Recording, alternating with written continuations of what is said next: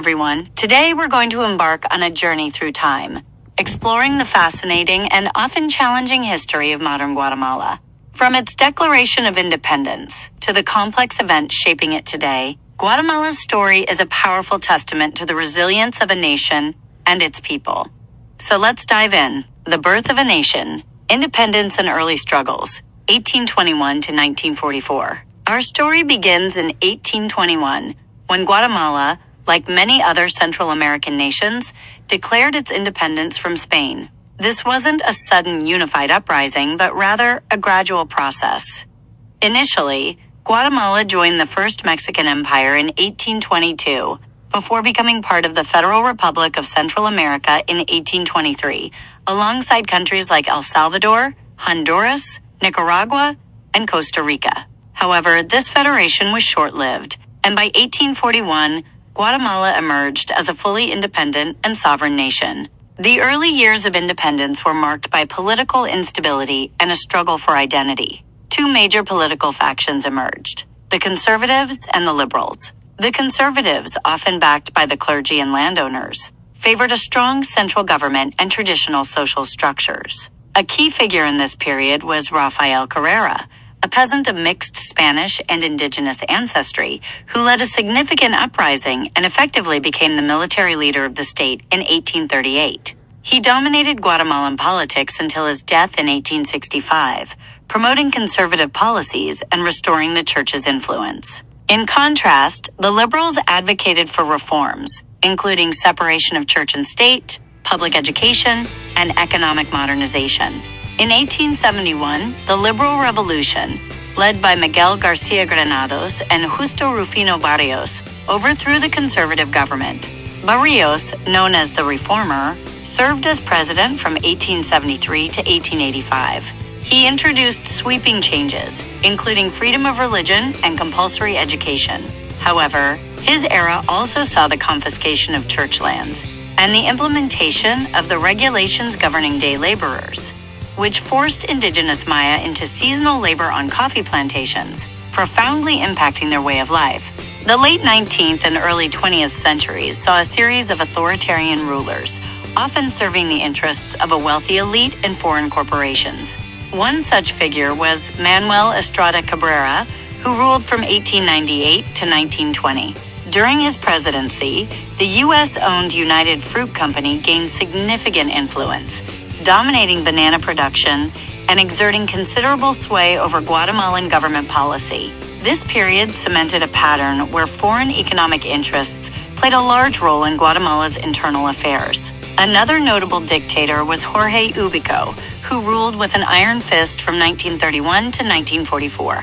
His regime was known for its strict control and suppression of dissent, but his overthrow in 1944 by a popular uprising marked a turning point, ushering in a brief but significant period of democratic reform. The 10 Years of Spring and the CIA-backed coup, 1944 to 1954. The period from 1944 to 1954 is often referred to as Guatemala's 10 Years of Spring.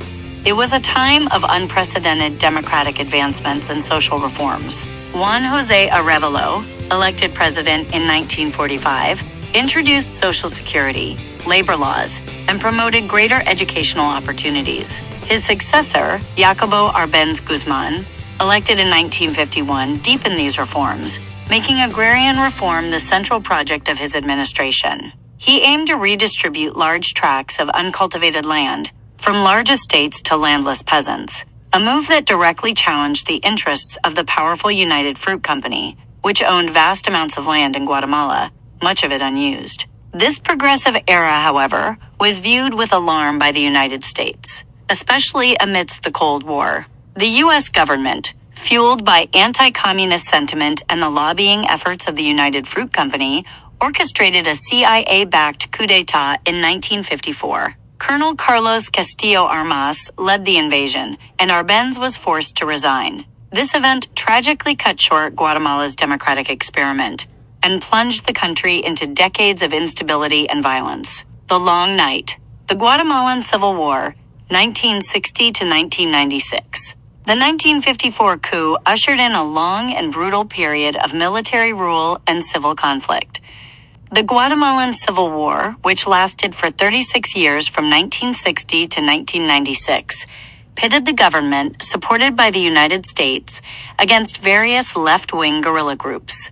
This conflict was characterized by widespread human rights abuses, including massacres, disappearances, and torture. The indigenous Mayan population, often caught between the warring factions, suffered disproportionately. They were frequently targeted by the military, who viewed them as sympathetic to the guerrillas. A particularly dark chapter was Operation Sophia, instituted in the early 1980s under military strongman Efrain Rios Montt. This scorched earth campaign aimed to destroy the civilian base of the insurgency, resulting in the destruction of hundreds of villages and the deaths or disappearances of an estimated 200,000 people, predominantly Maya. Many were forced to flee their homes, becoming internal refugees or seeking asylum in neighboring countries. The horrific atrocities committed during this period gained international attention through the powerful testimony of individuals like Rigoberta Menchú, an indigenous Quiché Maya activist whose memoir, I, Rigoberta Menchú, brought global awareness to the plight of her people. She was awarded the Nobel Peace Prize in 1992 for her work advocating for indigenous rights and social justice. The Civil War officially ended on December 29, 1996, with the signing of the Guatemalan Peace Accords between the government and the Guatemalan National Revolutionary Unity, URNG. These accords aim to address the root causes of the conflict, promote human rights, and strengthen democratic institutions. Challenges and hopes in the democratic era, 1996, present. The post-peace accord era has seen Guatemala grapple with the legacy of its past and strive to build a more just and democratic society. While democratic elections have been held regularly, challenges persist. Corruption, impunity, and persistent social inequalities remain significant obstacles. One notable achievement in